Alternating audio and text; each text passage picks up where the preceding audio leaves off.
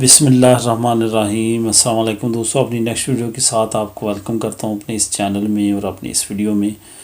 دوستوں، جیسے جیسے ٹائم گزر رہا ہے، بریکسٹ نزدیک آ رہا ہے، ویسے ویسے نئے سے نئے قوانین اور نئی سے نئی اپڈیٹ سامنے آ رہی ہیں۔ اسی اپڈیٹ کو میں نے لاسٹ ویڈیو میں بھی شیئر کیا تھا، لیکن اس کا تسلسل جاری ہے۔ اب اس سے نیکسٹ سٹیپ میں کچھ نئی اپڈیٹس آئی ہیں، جس پہ میں نے سوچا کہ آپ لوگوں کے لیے لازمی ویڈیو بنائی جائے، کیونکہ یہ ڈائریکٹلی ہمارے امیگرینٹس کے لیے کافی اہم جو ہے وہ نیوز ہے اور اہم لا ہے، جو کہ ایگریمنٹ کی صورت میں یو کے اور یورپی یونین کے درمیان طے پایا ہے۔ میں نے لاسٹ ویڈیو میں بتایا تھا کہ ان دونوں جو اس وقت ریجن میں یہی دو کنٹریز بنتی ہیں۔ اگر اوورآل دیکھا جائے تو یورپی یونین بھی ایک کنٹری ہے، کیونکہ اس تمام کنٹریز نے مل کے ایک ٹیریٹری بنائی ہے۔ تو ان دونوں کے درمیان اس وقت برسلز میں مذاکرات جاری ہیں۔ یو کے جو ہے وہ مشکل کنڈیشن میں ہے۔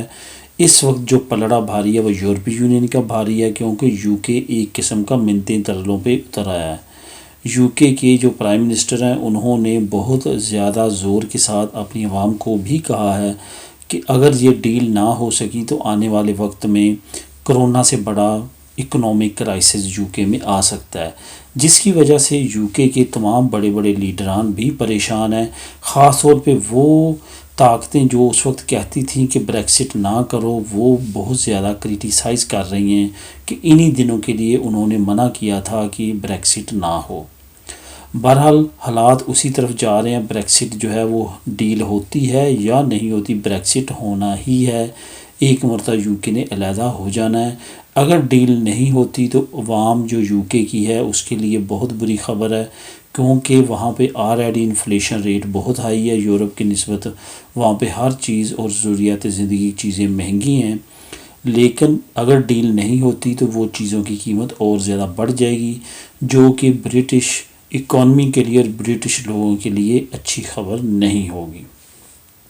اب بات کرتے ہیں کہ یورپی یونین نے اور انگلینڈ نے اپنے ایگریمنٹ کو کس طرح ایکسٹینڈ کیا ہے۔ جیسے کہ میں نے لاسٹ ویڈیو میں بتایا تھا کہ ان کے درمیان ایگریمنٹ ہوا ہے وزٹ کا، جو کہ 90 دن تک یہ بغیر کسی روک ٹوک کے ایک دوسری طرف جا سکتے ہیں۔ ان کے باشندے جا سکتے ہیں، لیکن ان کو ٹریول انشورنس کروانی پڑے گی، جو پہلے نہیں تھی۔ پہلے یورپی یونین میں ہونے کی وجہ سے ایک ہی ٹریول انشورنس تھی، اب لیکن انٹرنیشنل طور پہ ٹریول انشورنس کروانی پڑے گی، ادھر سے یو کے جاتے ہوئے، یو کے باشندوں کو یورپی یونین میں آتے ہوئے۔ اب نئی ڈیولپمنٹ یہ آئی ہے کہ اگر 90 دن تک آپ وزٹ پہ جاتے ہیں لیکن آپ زیادہ عرصہ رہنا چاہتے ہیں تو 180 دن تک اس کو ایکسٹینڈ کر سکتے ہیں وزٹ کو۔ 180 دن تک آپ یورپی یونین والے ادھر جا کے رہ سکتے ہیں اور ادھر والے ادھر آ کے رہ سکتے ہیں، جو کہ 6 منتھ بنتے ہیں۔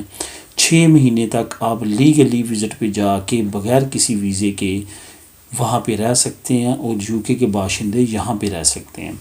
یہ ایک اچھی خاصی ڈیولپمنٹ ہے، کیونکہ اس کے بعد جو ہے اسپیشل ریکوگنائزیشن جو ہے وہ یورپی یونین کو مل چکی ہے، کیونکہ ایسا رول کسی اور کنٹریز کے لیے نہیں ہے۔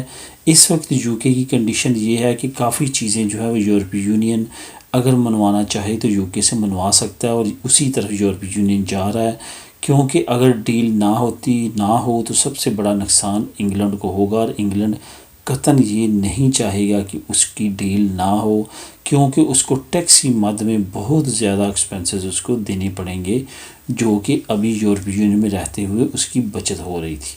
تو دوستو، یہ تھی نیوز، بہت اچھی نیوز ہے دونوں طرف سے لوگوں کے لیے۔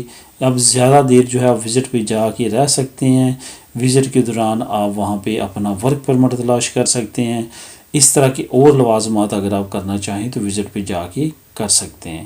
ملیں گے اپنی نیکسٹ ویڈیو میں نئی انفارمیٹیو ویڈیو کے ساتھ۔